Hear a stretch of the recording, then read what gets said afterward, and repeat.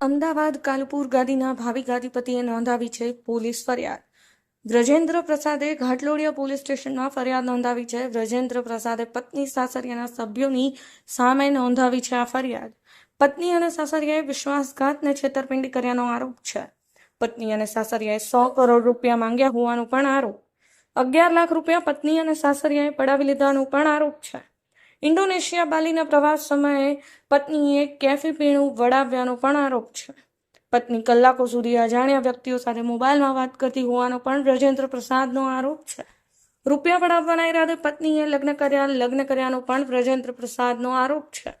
તો પરિવારને જાનથી મારી નાખવાની ધમકી મળી છે.